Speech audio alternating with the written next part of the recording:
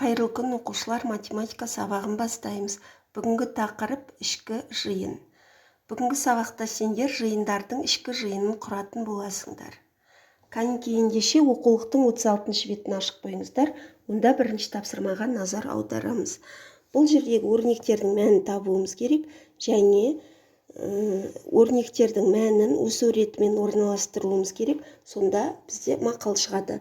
Аз ғана уақыт беремін, кәнеки орындай қойыңыздар. Уақыт жеткіліксіз болса, стопты басып, ары қарай жалғастыруға болады.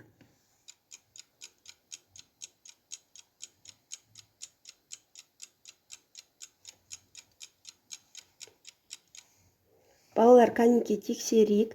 Да деген сөз жазылған жердегі өрнек. Бұл жерде егер өрнектің ішінде қосу, азайту, көбейту, бөлу барлық амалдар келетін болса, ең бірінші біз көбейту мен бөлуді орындаймыз. Егер жақша болатын болса, жақшаны бірінші орындап аламыз. Бұл жерде 151 шықты өрнектің мәні, екінші өрнектің мәні 109, үшінші өрнектің мәні 705 шықты және 316. Ал енді кәнеки бұл жердегі шыққан өрнектерді өсу ретімен орналастырайық. Ең кішкентай сан бұл жерде 109, яғни судың. Одан соң 151 да, 316 сұрауы, 705 бар. Судың да сұрауы бар деген біздің атамыздан қалған осындай тамаша мақал бар. Яғни су тіршілік көзі, ол барлық тіршілік иелеріне, өсімдіктерге, жануарларға, адамдарға қажет. Алайда біз суды дұрыс пайдалана алып жүрміз бе?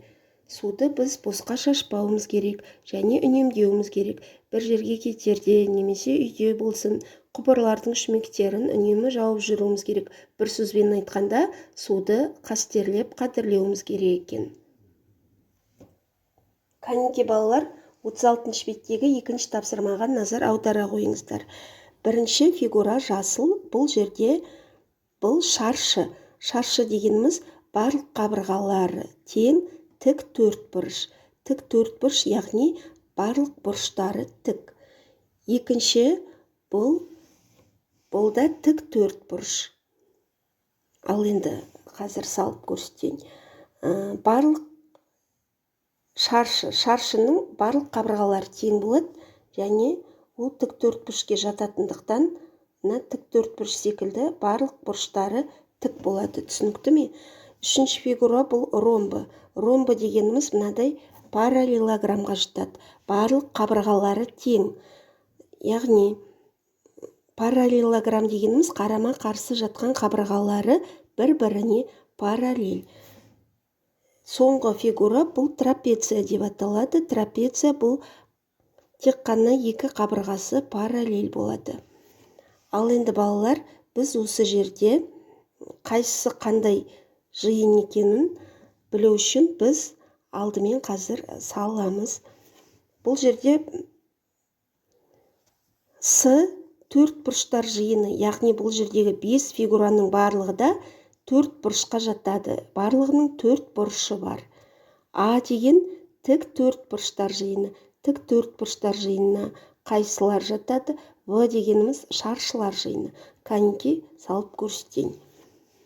Бұл жерде алдымен Эйлервен дөңгелегін салып аламыз. Үлкен сыртқы дөңгелекті саламыз. Кәнеки қарайық. Оны С деп белгіледік, өйткені С төрт бұрыштар жиыны.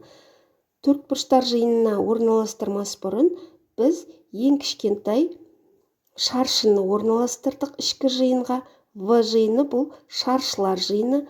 Шаршылар жиынын А жиынының ішкі жиыны етіп белгіледім, өйткені ол тік төрт бұрышқа да жатады, және ол шаршы. Және де балалар, ең соңында қалған ромбы, параллелограмм, трапецияны мына төрт бұрыштар жиынына салып қойдым. Яғни А тік төрт бұрыштар жиыны, В, С қандай жиындар екен белгілеп көрсетеміз, және В жиыны А жиынына тиісті, АВ жиынына С жиынына тиісті деп осылайша жазамыз. Балалар, үшінші тапсырмада А жиынының элементтері көрсетілген. Бұл жерде бірнеше сандар бар және өздеріңіз анықтаған қасиеттер бойынша бір ішкі жиын құрастыруымыз керек. Бұл екінші суретте бір ішкі жиын. Одан кейін екі ішкі жиын. Қандай жиындар құрастыруға болады дейді.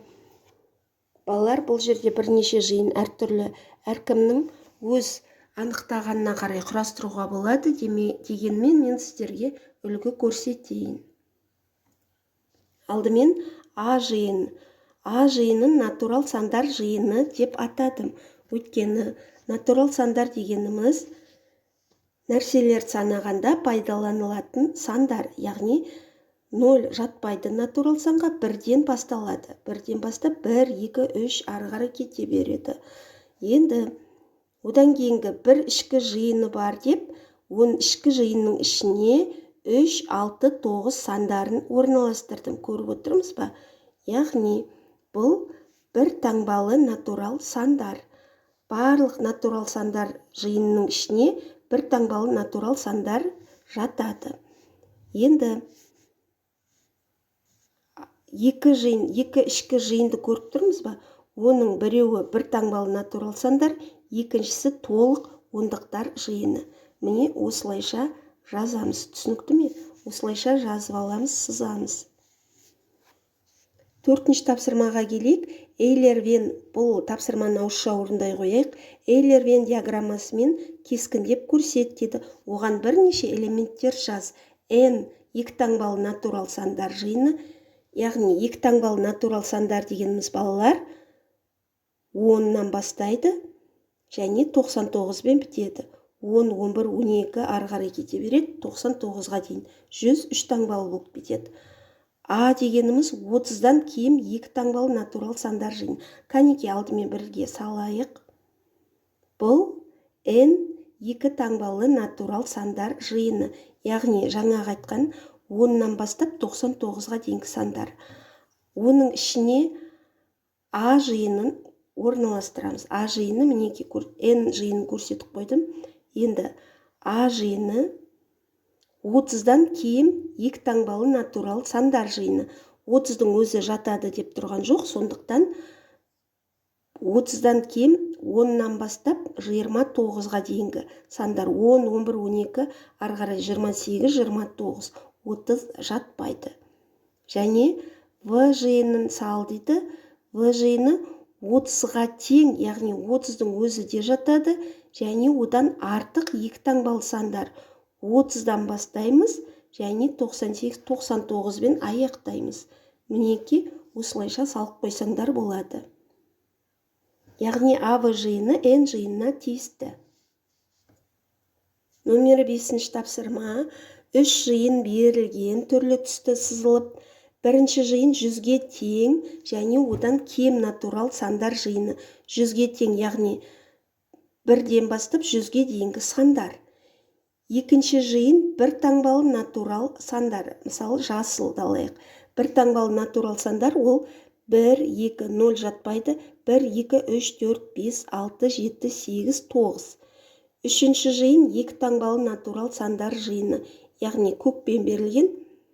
Екі таңбалы натурал сандар бұл 10-нан бастап 99-ға дейінгі сандар. Әрбір жиынның бірнеше элементін жаз дейді. Мен тек қана бір элементін көрсетіп қойдым, сыйғанына қарай кәнеке қараймыз.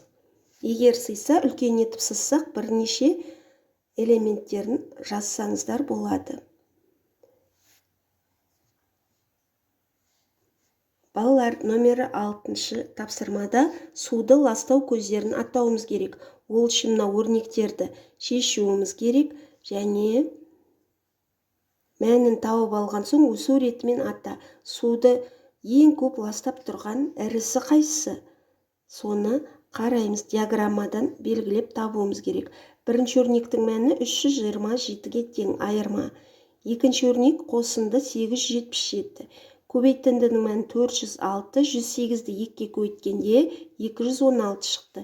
Ең көп ластап тұрған бұл ауыл шаруашылық өндірісінің тазартылмаған суы, яғни сары диаграммаға келеді. Одан соңғы коммуналдық шаруашылық бұл ең көбі мына өндірістік тазартылмаған су, бұл қызыл дегенім, кешірерсіздер, қызыл диаграмма. Екіншісі сары диаграмма, бұл коммуналдық шаруашылық. Одан соң көк диаграмма, бұл 327 өрнек, яғни өнеркәсіптік тазартылмаған су, және көлік, бұл жерде 216 көк немесе күлгін түспен берілген диаграмма. Балалар, номер 7-ші есептің А бөлігін біз жазбаша орындаймыз. Егер шүмек дұрыс жабылмаған болса, тәулігіне 20 литр су ағып кетеді. Балалар, мектепте 3 шүмекті дұрыс жаппай ұмытып кетсе, бір тәулікте қанша литр су ағып кетеді? 2 тәулікте ше, 3 тәулікте ше? Кәнеке шартын құрайық. Бір тәулікте 20 литр, яғни 3 шүмек қанша литр болады? 20 литрден 3 шүмек, яғни 20-ны 3-ке көбейтеміз, 60 литр бірінші амалда. Ал 2 тәулікті табу үшін 60-ты 2-ге көбейтеміз. 3 тәулік табу үшін 60-ты 3-ке көбейтеміз. Мінеке, осы үлгіге қарап шығара қойыңыздар. Ал 7-нің әсін ауызша шығарайық. Пәтердегі құбырдан су тамшылап тұр. Тамшылаған судан 6 минутта 1 стакан толады. Егер 1 литр су 5 стакан болса, онда 1 сағатта қанша литр су ағып кетеді? 1 тәулікте ше? Кәнеке шартын құрайық. 6 минутта 1 стакан.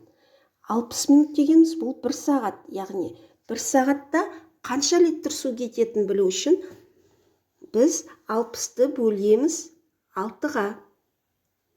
1 тәулікте ше? Яғни 60-ты 6-ға бөлсек 10 стакан шығады. 10 стакан бұл 1 сағатта ағады. 10 стаканды 5-ке бөлсек, өткені 1 литрде 5 стакан су бар деп тұр ғой. 10-ды 5-ке бөлсек 2 литр. Яғни 1 сағатта 2 литр су ағып кетеді екен. Ал 1 тәулікте 24 сағат бар, 24-ті 2-ке көйтсек, сонда 1 тәулікте 48 литр су далаға ағып кетеді екен. Сондықтан пәтердегі құбырды үнемі жауып жүруіміз керек, балалар. Оқу тапсырмасы номері 8-ші тапсырма. Бұл жерде біз кітаптан өлшейміз, ұзындықтарын және периметрін табамыз. Периметр дегеніміз барлық қабырғаларының қосындысы. Өте оңай тапсырма. Сабағымыз аяқталды. Сау болыңыздар.